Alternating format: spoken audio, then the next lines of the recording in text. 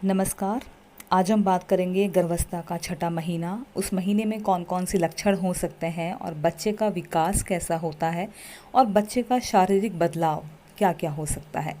एक महिला जब माँ बनती है तो उसके सपने बहुत ज़्यादा होते हैं और जब पहली बार माँ बनती है तो उसको पता ही नहीं होता है कि उसकी बॉडी में, उसके शरीर में क्या क्या बदलाव होते हैं इस महीने में।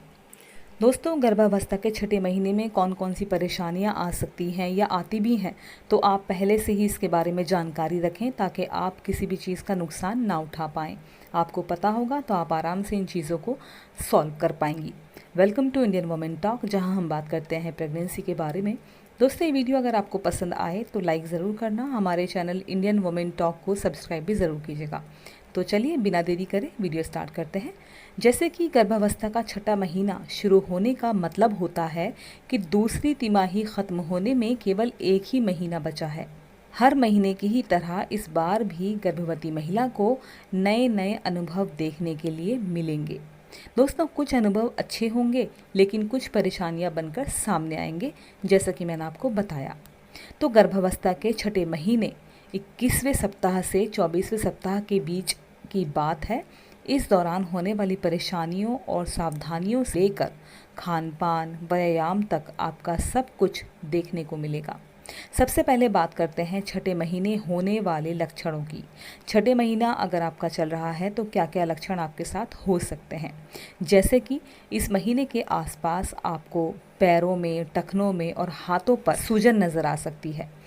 इसे एडिमा कहा जाता है। ऐसा इसीलिए होता है क्योंकि शरीर में टिश्यूज़ के अंदर तरल पदार्थ बनना शुरू होता है ताकि आपका और आपके शिशु को पूरी तरीके से पोषण मिल सके।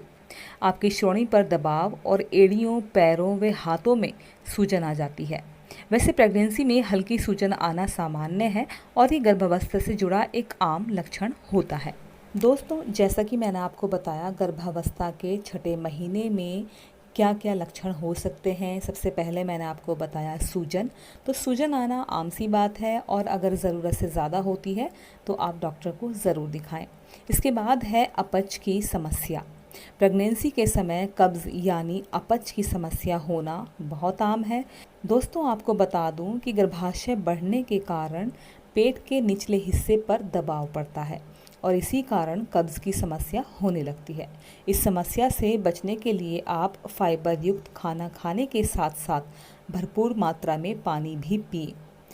अगर तब भी कब्ज़ की समस्या ठीक नहीं होती है तो आप डॉक्टर को ये बताएं और दवाई ले लें, जिसे थोड़े समय के लिए आपको लेना ही पड़ेगा।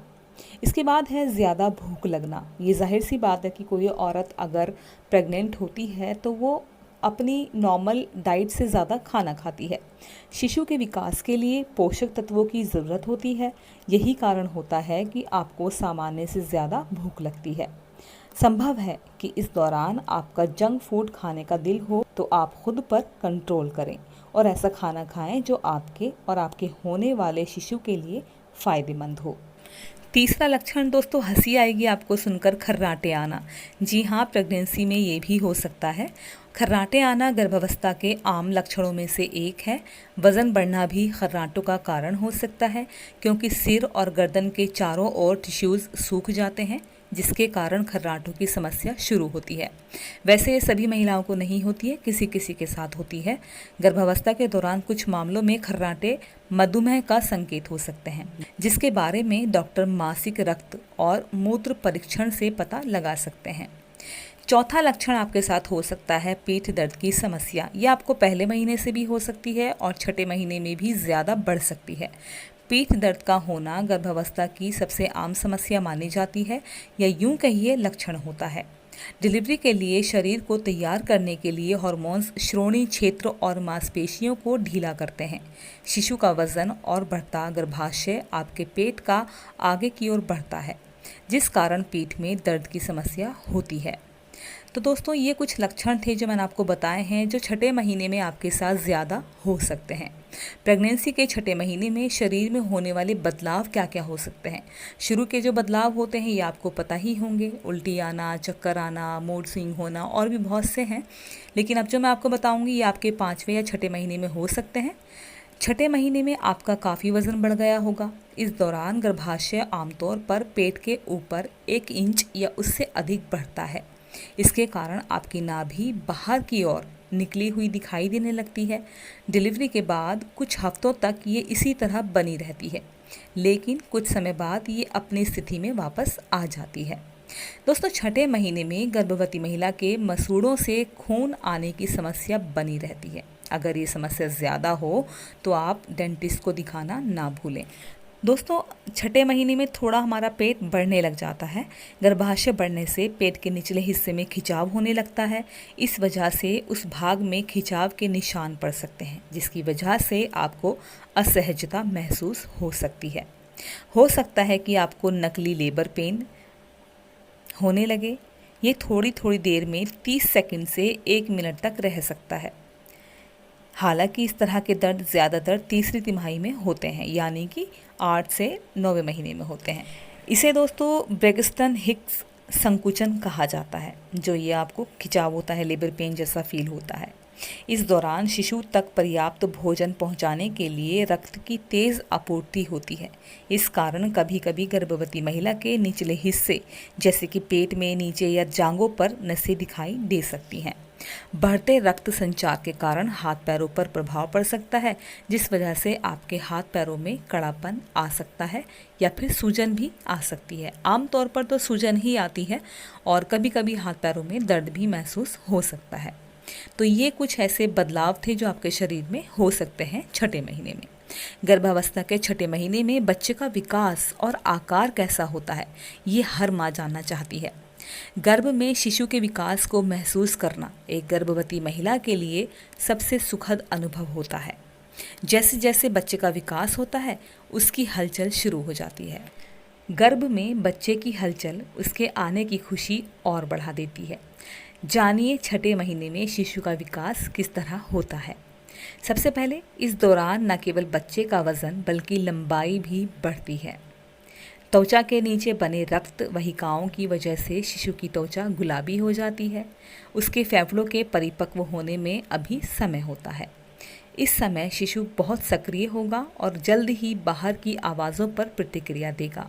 इस महीने के अंत तक बच्चे की उंगलियां और नाखून बनने जाते हैं और अल्ट्रासाउंड के माध्यम से दिखाई भी दे सकते हैं। संभव है कि अल्ट्रासाउंड में आपका बच्चा अंगूठा चूसता दिखाई देगा। इस महीने के अंत तक शिशु का सिर शरीर के अन्य अंगों के मुकाबले अभी भी बड़ा होता है। छठे महीने के अंत तक शिशु का वज़न 900 ग्राम के करीब होता है और लंबाई करीब 12 इंच के आसपास हो सकती है। तो ये था छठे महीने में बच्चे का विकास और आकार इस तरीके से हो सकता है। गर्भावस्था के छठे महीने में देखभाल आपको कौन सी करनी चाहिए, ये भी आपको ज़रूर मालूम होना चाहिए।